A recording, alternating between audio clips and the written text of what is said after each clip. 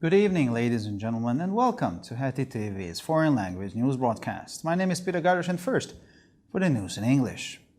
On Saturday, 7,445 people entered Hungary at the Ukrainian-Hungarian border, while 14,566 of those entering the Hungarian-Romanian border said they had come from Ukraine, the police national headquarters said. Of those who entered, police issued temporary resident permits valid for 30 days to 304 people. They will have to go to the office of the National Director General for Alien Affairs in their place of residence to obtain permanent documents, it said. 104 people, including 24 children, arrived in Budapest by train, fleeing the war in Ukraine, the ORFK said. The Budapest Police Headquarters said on police.hu that they are working with a standby police to help refugees arriving by train from Ukraine. The Budapest Civil Guard Association is also providing support in this task. Prime Minister Yair Lapid was preparing to send an official invitation to opposition leader Benjamin Netanyahu for a security briefing on the Iran nuclear deal as world powers move closer to a deal with Tehran, as Channel 13 reported. However, following the report, the former Prime Minister got ahead of things and asked Lapid for a security briefing, as was reported by Channel 12.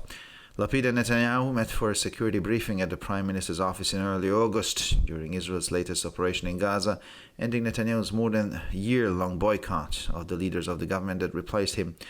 A law requires the Prime Minister to brief the opposition leader on security issues once a month. Netanyahu had previously refused to be briefed except through the military secretary.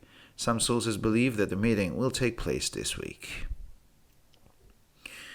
6 ships carrying agricultural products left Ukrainian ports on Sunday, the Turkish defense minister said.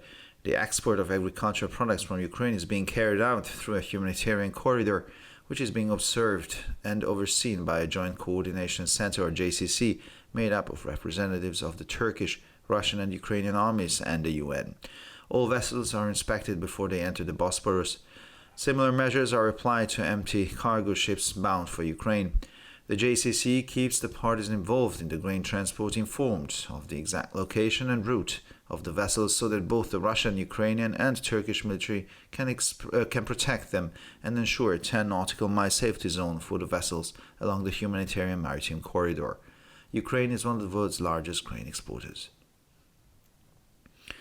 The Russian threat is prompting NATO to strengthen its presence in the Arctic, NATO Secretary General Jens Stoltenberg told to the German newspaper Welt am Sonntag on Sunday.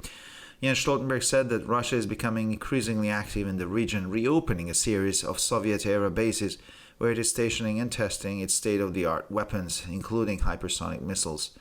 NATO must therefore also strengthen its presence. Work has already begun, with the alliance investing first in naval reconnaissance and patrol aircraft to get an accurate picture of what is happening up in the far north, and then stepping up its efforts, said Jens Stoltenberg. And finally, for the weather, there could still be thunderstorms in the evening, but clouds will diminish later. Tomorrow will be sunny with a few clouds only. The temperatures will average around 15 to 19 degrees Celsius in the morning and 28 to 31 degrees Celsius in the afternoon hours.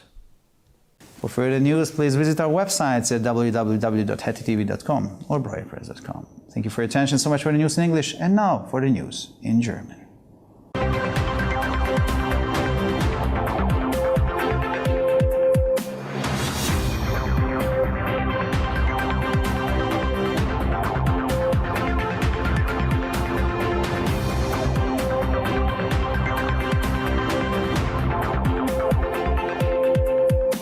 Schönen guten Abend, liebe Zuschauer. Mein Name ist Peter Gardosh und nun zu den Nachrichten auf Deutsch.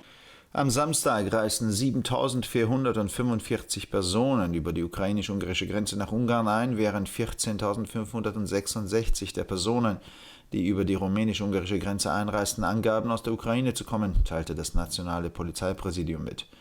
Von den eingereisten Personen stellte die Polizei 304 Personen befristete Aufenthaltsgenehmigungen mit einer Gültigkeit von 30 Tagen aus. Sie müssen sich an ihrem Wohnort an das Büro der Nationalen Generaldirektion für Ausländerangelegenheiten wenden, um dauerhafte Dokumente zu erhalten, hieß es. 104 Personen, darunter 24 Kinder, kamen mit dem Zug in Budapest an, um vor dem Krieg in der Ukraine zu fliehen, so der ORFK. Das Budapester Polizeipräsidium teilte auf police.hu mit, dass es mit der Bereitschaftspolizei zusammenarbeitet, um den mit dem Zug aus der Ukraine ankommenden Flüchtlingen zu helfen. Auch die Budapester Bürgerwehr unterstützt diese Aufgabe. Israelischer Premierminister Yair Lapid wollte eine offizielle Einladung an Oppositionsführer Benjamin Netanyahu zu einer Sicherheitsbesprechung über das Atomabkommen mit dem Iran schicken, da die Welt möchte einem Abkommen mit Teheran immer näher kommen, wie Channel 13 berichtete. Nach dem Bericht kam der ehemalige Premierminister jedoch den Dingen zuvor und bat Lapid um eine Sicherheitsbesprechung, wie Kanal 12 berichtete. Lapid und Netanyahu trafen sich Anfang August während Israels jüngster Operation im Gazastreifen zu einer Sicherheitsbesprechung im Büro des Premierministers und beendeten damit Netanyahus mehr als ein Jahr andauernden Boykott der Regierungschefs, die ihn ablösten. Ein Gesetz verpflichtet den Premierminister, den Oppositionsanführer, einmal im Monat über Sicherheitsfragen zu informieren. Netanyahu hatte sich bisher geweigert, nur über den Militärsekretär informiert zu werden. Einige Quellen gehen davon aus, dass das Treffen noch in dieser Woche stattfinden wird. Nach Angaben des türkischen Verteidigungsministeriums verließen am Sonntag 6 Schiffe mit landwirtschaftlichen Erzeugnissen ukrainische Häfen. Die Ausfuhr landwirtschaftlicher Erzeugnisse aus der Ukraine erfolgt über einen humanitären Korridor, der von einem gemeinsamen Koordinierungszentrum oder Joint Coordination Center JCC überwacht wird, das sich aus Vertretern der türkischen, russischen und ukrainischen Streitkräfte sowie der UNO zusammensetzt. Alle Schiffe werden kontrolliert, bevor sie in den Bosporus einlaufen. Ähnliche Maßnahmen gelten für leere Frachtschiffe auf dem Weg in die Ukraine. Die JCC informiert die am Getreideansport beteiligten Parteien über den genauen Standort und Route der Schiffe, so dass sowohl das russische, ukrainische als auch das türkische Militär sich schützen und eine 10 Seemeilen Sicherheitszone für die Schiffe entlang des humanitären Seekorridors gewährleisten kann. Die Ukraine ist einer der größten Getreideexporteure der Welt. Die russische Bedrohung veranlasst die NATO, ihre Präsenz in der Arktis zu verstärken, sagte NATO-Generalsekretär Jens Stoltenberg am Sonntag der deutschen Zeitung Welt am Sonntag. Jens Stoltenberg sagte, dass Russland in der Region immer aktiver werde und eine Reihe von Stützpunkten aus der Sowjetära wieder eröffnet habe, auf denen es seine modernsten Waffen einschließlich Hyperschallraketen stationiere und teste. Daher muss auch NATO ihre Präsenz verstärken. Die Arbeiten haben bereits begonnen, wobei das Bündnis zunächst in Seeaufklärungs- und Patrouillenfahrzeuge investiert, um sich ein genaues Bild davon zu machen, was oben im hohen Norden geschieht, und dann seine Bemühungen verstärkt, so Jens Stoltenberg. Und schließlich zum Wetter. Am Abend kann es noch zu Gewittern kommen, aber die Wolken werden sich später auflösen. Der morgige Tag wird sonnig und wolkenarm. Die Temperaturen liegen im Durchschnitt bei 15 bis 19 Grad am Morgen und zwischen 28 und 31 Grad am Nachmittag. Für weitere Nachrichten besichtigen Sie bitte unsere Webseiten www.hettitv.com sowie www.breuerpress.com.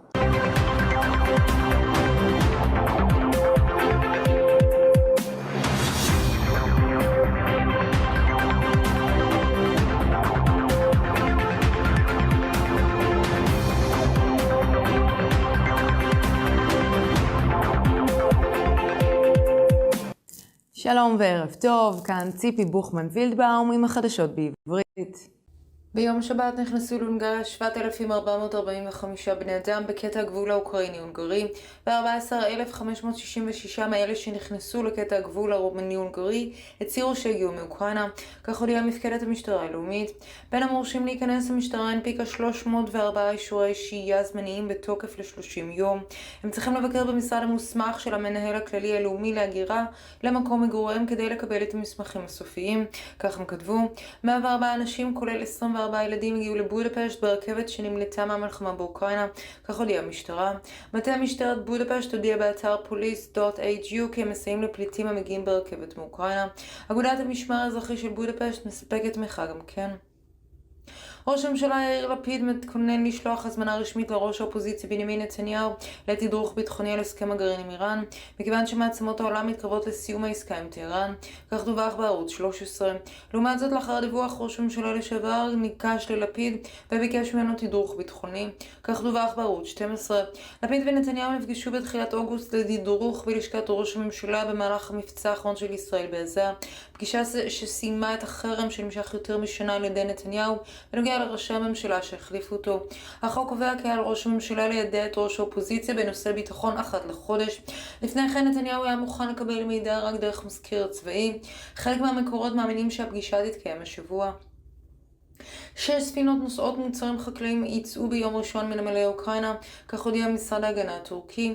מוצרים חקלאיים מיוצאים מאוקראינה דרך מסדרון הומניטרי, בפיקוח מרכז התיאום המשותף JCC, המורכב מצבאות טורקיה, רוסיה ואוקראינה ונציגי האו"ם. כל הספינות נבדקות לפני שנכנסות למצר בוספורוס.